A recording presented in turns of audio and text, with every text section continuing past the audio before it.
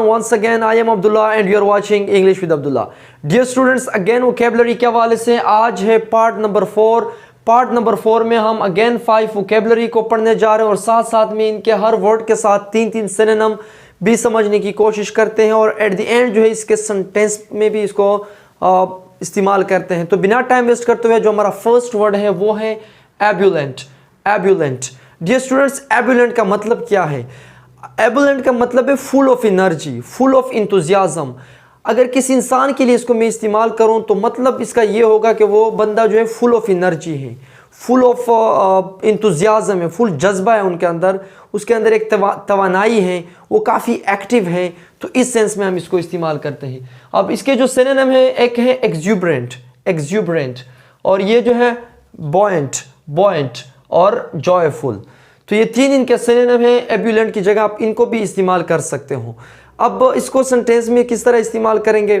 मैं कहता हूँ कि ही वाज इन एब्यूलेंट मूड. वो जो था बहुत खुशगवार मूड में था, मतलब बहुत जज्बे में था वो. या इसी तरह अगर मैं कहूँ कि ही हैज़ एन एब्यूलेंट पर्सनैलिटी, उनकी जो पर्सनैलिटी है, उनकी जो शख्सियत है वो एब्यूलेंट है, मतलब फुल ऑफ एनर्जी है, फुल ऑफ इंथुजियाज्म है. तो सेकंड वर्ड जो हमारे पास है वो है बिवेल्डर.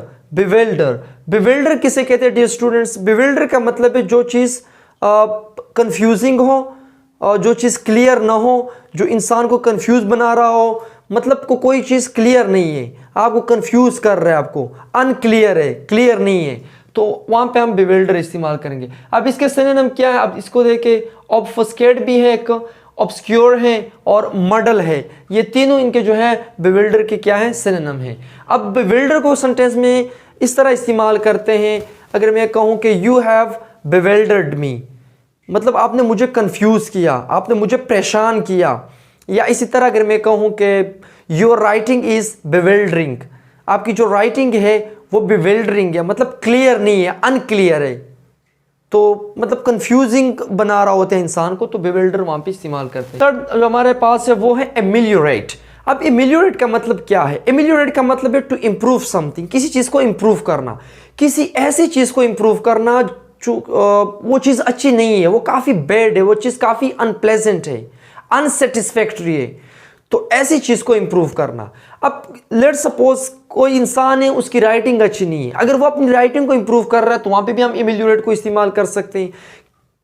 किसी इंसान की जो सिचुएशन है, उनकी जो हालत है वो ठीक नहीं है, तो उस हालत को इम्प्रूव करने के लिए भी हम एमिलियोरेट को इस्तेमाल कर सकते हैं. In simple words, to improve something.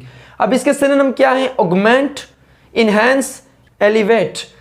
Augment, enhance, elevate, तो हम तीनों इसकी जगह में इस्तेमाल कर सकते हैं. अब इसको सेंटेंस में इस्तेमाल करते हैं कि I want to ameliorate my speaking, मैं चाहता हूँ कि मैं अपनी स्पीकिंग को इम्प्रूव करूँ. या इसी तरह अगर मैं कहूँ कि he is trying to ameliorate the situation, वो कोशिश कर रहा है कि सिचुएशन को क्या कर रहे, हालत को बेहतर कर रहे, तो आप इसको इस तरह इस्तेमाल कर सकते हो. फोर्थ नंबर पे जो हमारे पास है वो है क्रूशल. अब क्रूशल का मतलब है जो चीज़ बहुत ज़्यादा इंपॉर्टेंट है, एक चीज़ बहुत ज़्यादा अहम है, तो हम वहाँ पे इस्तेमाल कर सकते हैं. मतलब कोई चीज़ें इंपॉर्टेंट है, बहुत ज़्यादा अहमियत रख रही है, तो वहाँ पे भी हम क्रूशल इस्तेमाल कर सकते हैं. इसके जो सिनोनिम है वो है पिवोटल या इसेंशियल. इसेंशियल जो आम वर्ड है, इंपॉर्टेंट, तो हम इनकी जगह ये तीनों इस्तेमाल कर सकते हो. अब क्रूशल को किस तरह इस्तेमाल करते हैं?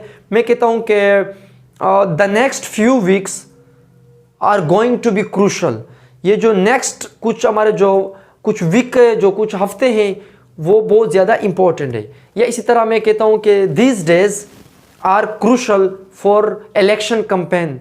जिस तरह आपको पता है कि आजकल इलेक्शन शुरू है, तो मैं अगर कहूँ कि आज कल के जो दिन है वो इलेक्शन के लिए बहुत ज़्यादा इंपॉर्टेंट है, तो वहाँ पे भी हम इसको crucial means to important something. अब यहाँ पे देखिए 5th नंबर पे अनप्रेसिडेंटेड. अनप्रेसिडेंटेड. अब अनप्रेसिडेंटेड किसे कहते हैं? बेमिसाल, जिसकी मिसाल ना हो. अगर ऐसी चीज़ है कोई कि पहले नहीं हुई है, मतलब फॉर द फर्स्ट टाइम हो रही है, पास्ट में कभी नहीं हुई है इस तरह. अगर आपकी परफॉर्मेंस है, ऐसी परफॉर्मेंस आपने की कि आपने उसी तरह परफॉर्मेंस पहले नहीं की होती, तो आप उसकी जगह अनप्रेसिडेंटेड इस्तेमाल कर सकते हो. तो ऐसी सिचुएशन में इस्तेमाल करना है इसको कि आपने उस काम को पहले पास्ट में नहीं किया है बल्कि अब फर्स्ट टाइम आपने प्रेजेंट में किया है और ये चीज़ बेमिसाल है।